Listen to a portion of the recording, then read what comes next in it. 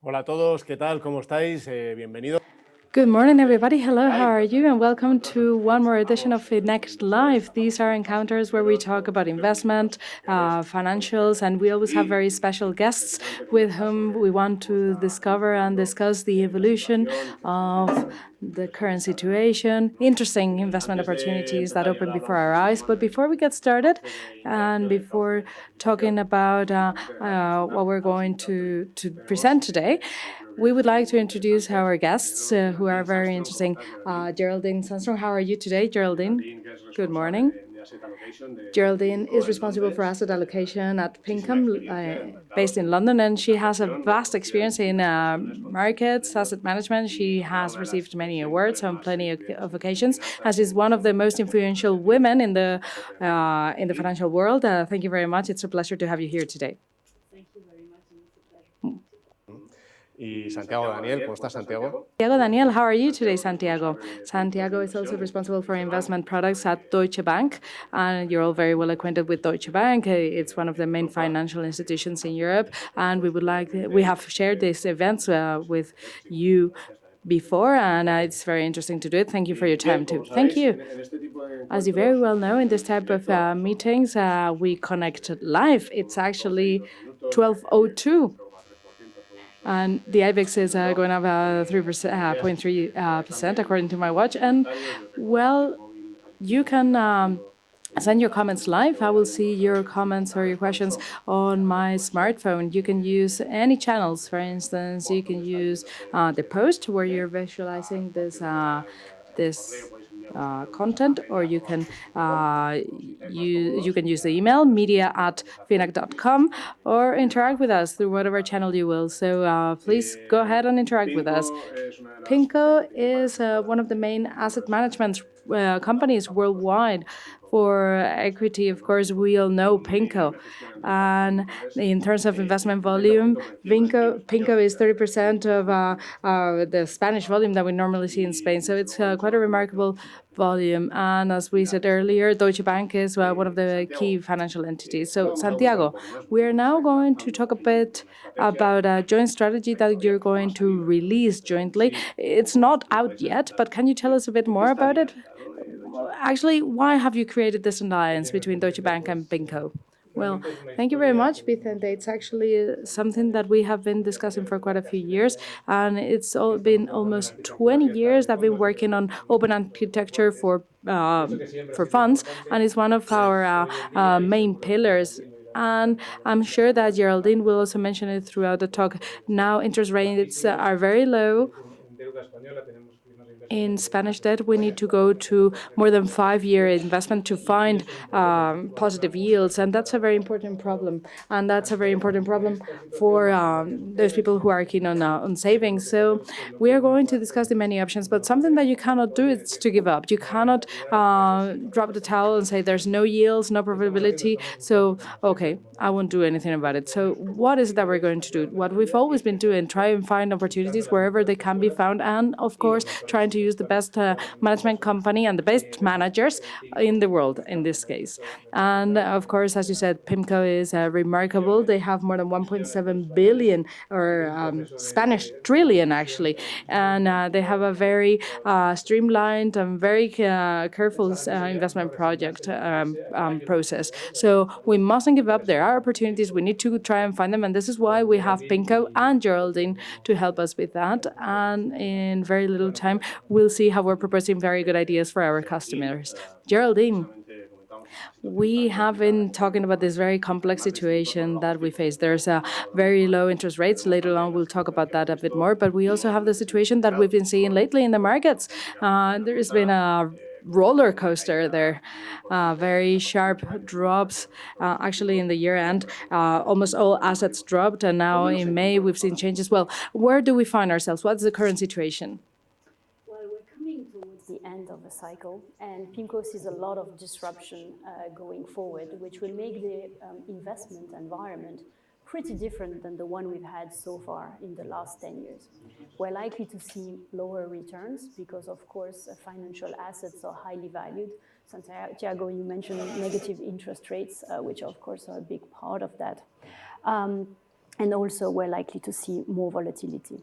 We're in a world where China and the US are fighting very hard for economic, political, geopolitical dominance. We're in a world where political risk and populism is rising, a world that's also aging with a lot of savings that need to be managed to generate income for older generation. And also in a world that's a lot of technology and disruptions are coming to break business model of a lot of companies. And last but not least, regulation has made the risk-taking by a lot of financial actors a lot less. And this is creating more volatility in financial markets, which could be risk, but also opportunities. Con la experiencia que tienes en Given the vast experience that you have in markets, if you look to the past and you compare the current situation with what we've seen throughout time in the past, in a scale from 1 to 10, being 10 the most complex, what would you say about the current situation? Where do we stand? I think it's relatively complex because the yield in portfolio is much lower now with negative interest rates, and volatility is higher.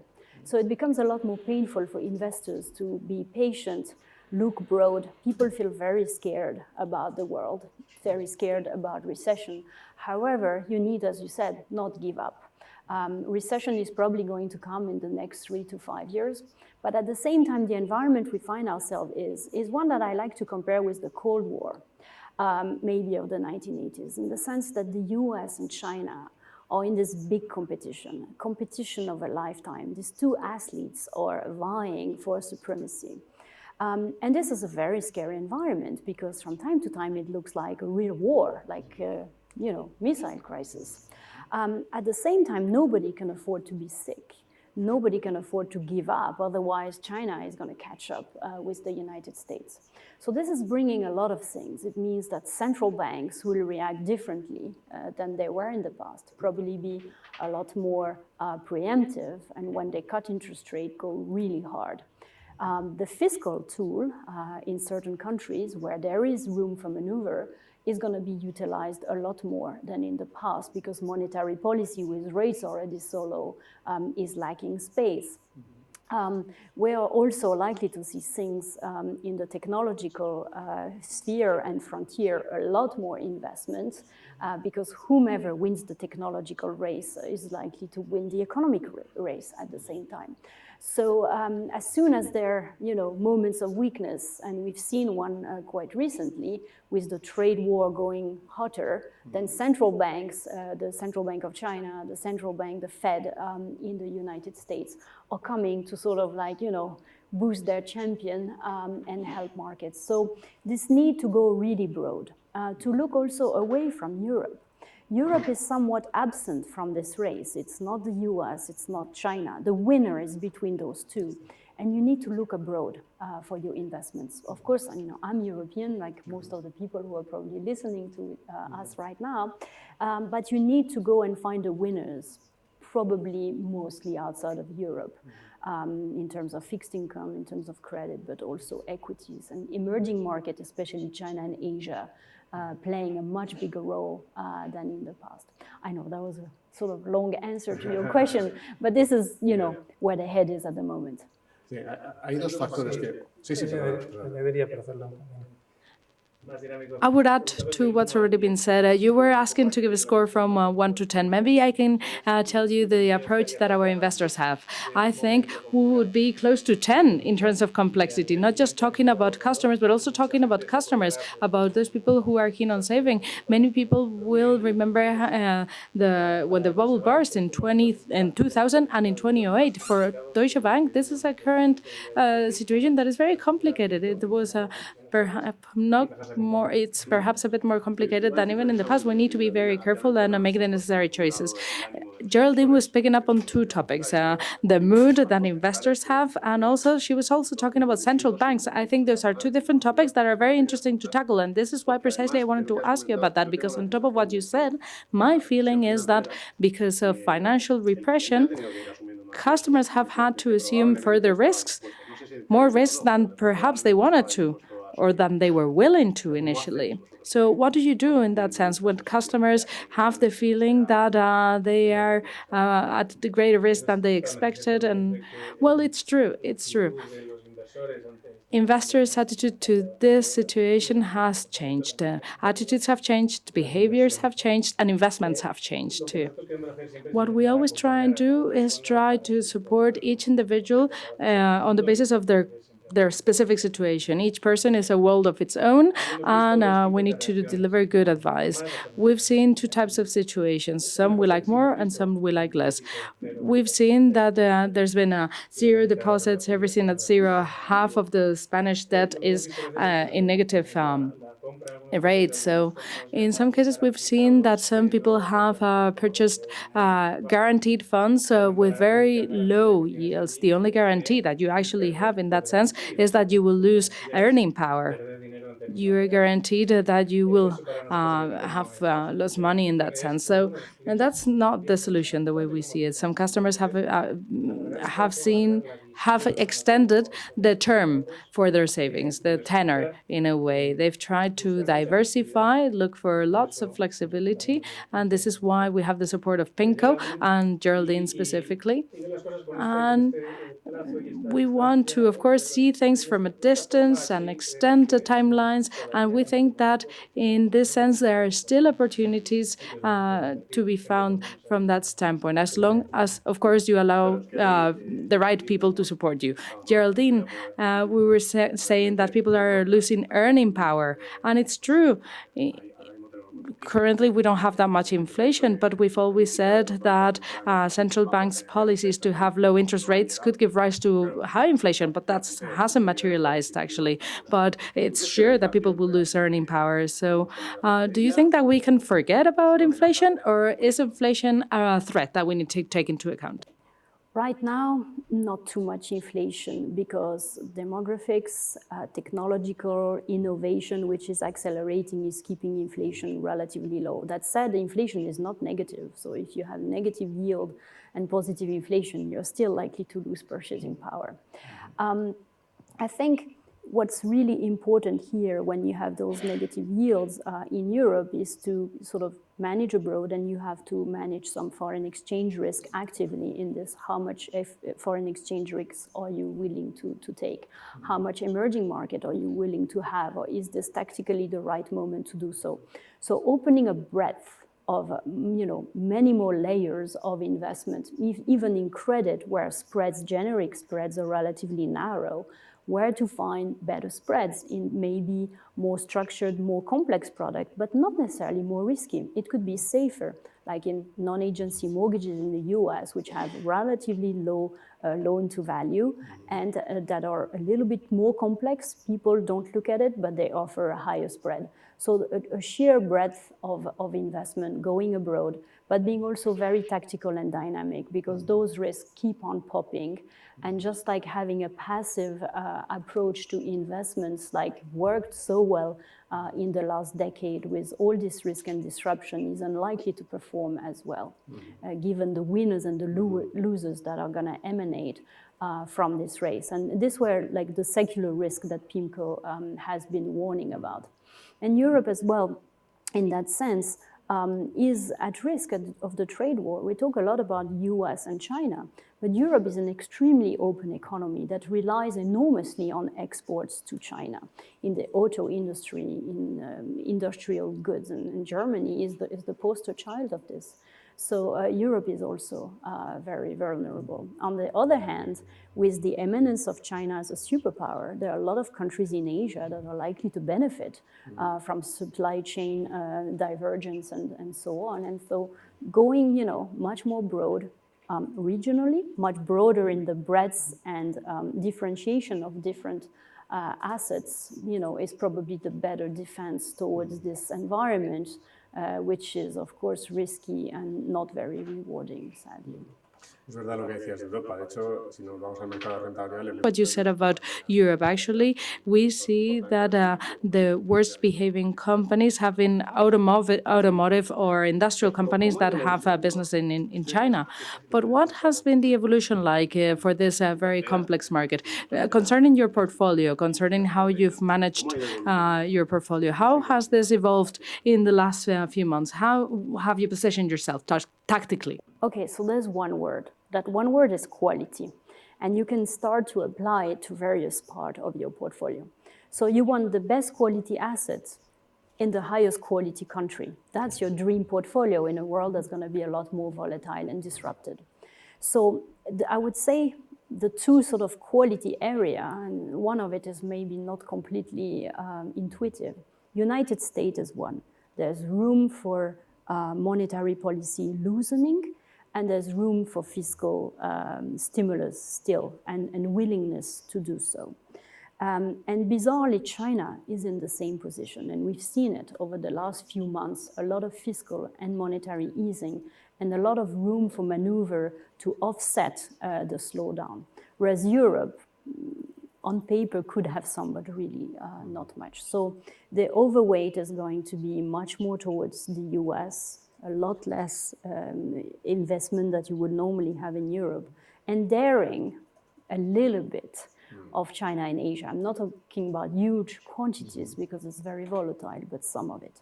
Then quality asset, what does it mean? It means the safest government bonds that you can find. So yes, Bund would be part of that, but with the very negative yield, we've been decreasing that quantity. It means a lot more US Treasury or Canadian government bonds, which hedge back into euro, yielding a little bit better than US Treasury. Then when it comes to credit, which is also part of our portfolio, it means much more investment grade, securitized, collateralized paper, which we view as higher quality and very little high yield. Or if we have some high yield, then it would be really picked by our credit analysts in short maturity, where we have visibility of the cash flow and have a good feeling of, you know, how deep a recession we might have. And then finally, in equities, quality is very important. So our equity portfolio is much more in the US, to some extent in Japan as well, which is a very cheap market and also exposed to this technology, and a little bit in emerging market. And quality companies or some traditional quality sectors like healthcare and pharmaceutical, which are very well understood. However, one part of quality is really in the technological sector, which is less understood by a lot of people. They see technology as a growth market, but a lot of companies have migrated with extremely strong cash flow, very strong balance sheet, and in fact are quite cheap. All the more than the race for technology now is accelerating, both in China and the US, is going to get a lot of boost and stimulus from R&D expenditure and also from government, like we're seeing in China, but also in the United States, the US government is getting involved in that technological race. So this is also something that we want to have in our portfolio. These are the companies of the future, those where all the effort and brains of the authorities will be. So that's what we do. And then the last thing is also foreign exchange. I mentioned that, daring to have a little bit of an EMF, emerging market foreign exchange, and also daring to unhedge. I mean, we are all married to the euro, but there are certain assets that we deem we will not hedge because simply the yield in US dollar typically is high enough to buffer the volatility of the currency and dare to do so. And keeping very dynamic. I mean, we know this trade war is upon us. We will get a resolution or not at the G20 meeting. It's likely to remain simmering behind, even if there were to be a deal now. And this is something that we have to keep in mind when allocating our portfolio and remaining very flexible and tactical in the light of this. Con el tema de empresas de calidad, quality companies. We hear in the market that perhaps the valuation is very high, even though you're saying that the opportunities are to be found in this type of companies still. Okay, So it's something that we noticed. There's something really disruptive happening with this technology or this cycle. In a way, I don't know how many of our viewers have studied economics, but we've been learning a very simple fact. The more you want a good, the more the price goes up, right? Because then it becomes scarce. Well, in our new era of technology, the more you want a good, the cheaper it gets. And if I were to make an example, and I'm just using, if you were to create Netflix for one user or 5 billion users, I'm exaggerating a bit, it costs the same thing. And a lot more of what we do nowadays is sort of virtual and is in the cloud. And this has deep repercussion for these companies because they don't use that much capital. They are asset light. And their profitability goes up and up and up instead of having decreasing marginal return, which is one of the gravity rule that we all learned in economics at university. And they are escaping that rule. They are at the forefront of the innovation. And they are the companies that are gathering all the wealth. So they end up with vast quantities of cash on their balance sheet. And the stock market doesn't value that. You have companies that have, on a net cash basis, 20% of cash on the balance sheet that's valued at zero. If you adjust valuations for this cash on balance sheet, some of these companies actually are very cheap. Not all of them. You still have some technological companies that are still making losses, and we don't even know if one day they'll make a profit. But a lot of things in technology are a lot cheaper than what you think. And what we do is screening for those companies that have entered that sort of sweet spot of profit making and that are in fact relatively good value compared to the market. So when we look at our equity basket of companies that we have in the US, we manage to be 20 to 30% cheaper than the broad market, and yet have a quality factor that's like 30% higher. So this opens a relatively big gap. And we've been doing this in Japan and in the US, where you find those technological companies. Sadly, in Europe, which is a market much more dominated by financials, industry, and utilities, there are a few of such companies, but very few. Santiago, muchas veces cuando... Santiago, oftentimes we need to have a global perspective to do tactical management to face the current challenges. But oftentimes investors are in a position where they think, well, things are decreasing too much or are increasing too much. I'm going to wait and see. I'm going to see if there's an economic slowdown. And in the current situation, we see so many headlines, different headlines, and it's very difficult to have that long-term perspective. So what is it that you perceive from your customers? What is it that you see? Well, at the end of the day, as I said earlier, you need to offer to each individual what they demand. It's a bit general, but that's the way it needs to be. And many people who are here, and as I imagine, are restless and interested in finances, and they want to make their own choices. We will support them, of course, and we will support them with our analysis, our research, our opinions, and our recommended portfolios, etc.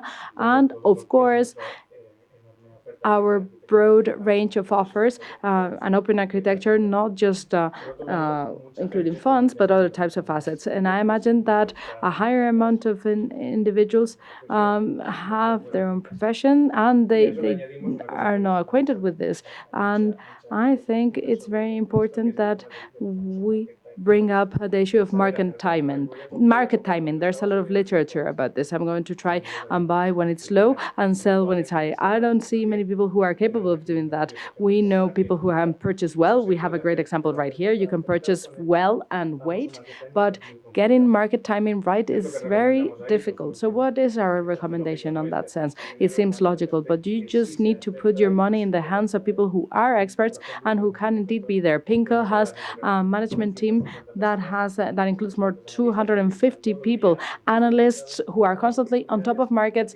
looking for opportunities and conducting all the analysis that sometimes we cannot or one cannot himself or herself. So we need to find people who have two characteristics. First, they need to be flexible to invest wherever it may be at any given time. And the second feature is to get it right. Of course, if you're flexible but you get things wrong, then it's a bad combination. It's the worst situation in the world, of course. But if you can get it right and you can be flexible at the same time, I think that is possibly what we would recommend most to our customers.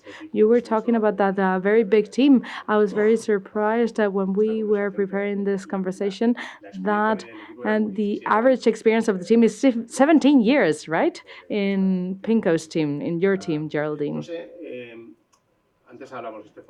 Earlier on, we were talking about this fund, and soon enough we will hear about the news about this Jones strategy. It hasn't been registered yet. We don't know the details, but Geraldine, can you give us a bit of content, a bit of news about how the product is going to be, how it's going to be managed?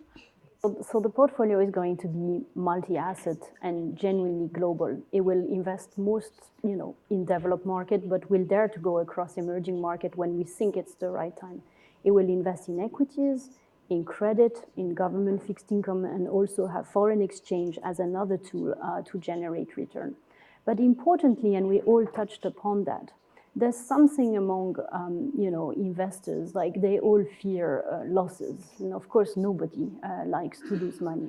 And we will all lose some money at some point, even if we don't like it. We will try to get it right and make the best effort. But risk management is really critical from that standpoint. And I think what's important is whenever those bad times come and you lose some money, to make sure that it is contained, so that the investor is not, scared and wants to run away, where the investor can see, okay, it's contained, it's managed, and then I can see the future and how I will recover this.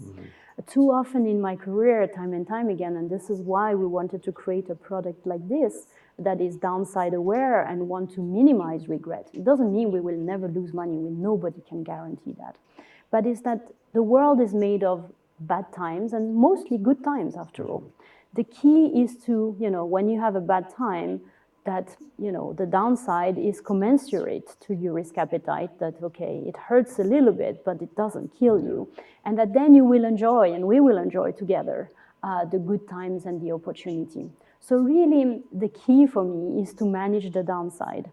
If I manage the downside properly, or in a quantity that is still acceptable to the investor, I know we'll have plenty of good times and opportunity when you look out so broad with all the expert that PIMCO has. So a big part of the product beyond, the cycle, which asset, the timing, and all of this is like trying to contain downside to losses which are acceptable to the investor, so they stick around and we do good things in the medium to long term. Desde luego, en el contexto de lo que decíamos antes de este inversor que ahora... That is very good in the context of that type of investors that need to assume more risk. That's basic, right?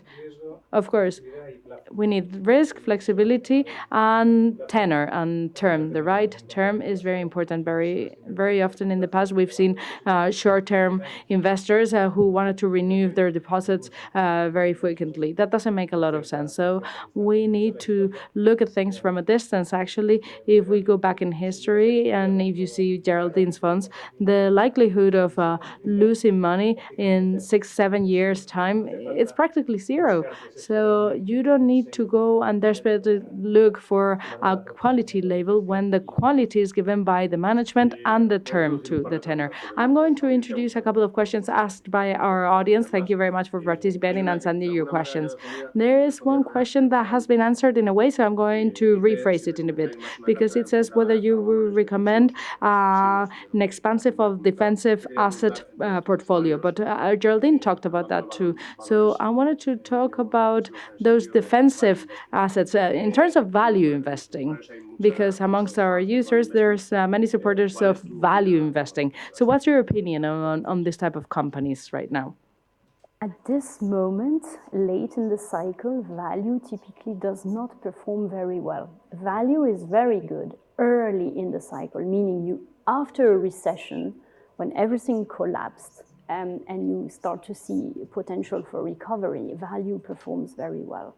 So here, cyclically, and the fund is very macroeconomic and fundamental and cyclical, we do not recommend value that much. We prefer higher quality which is going to typically do quite well late in the cycle, but also will behave a lot better during recession, during disruptions.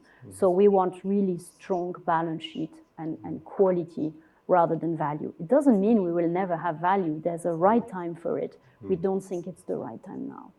Interesante. Hay una pregunta también que se habla mucho. Interesting. And there's a question that is discussed oftentimes frequently. People are talking about socially responsible investing. Do you think it's a good option to do that type of investment right now?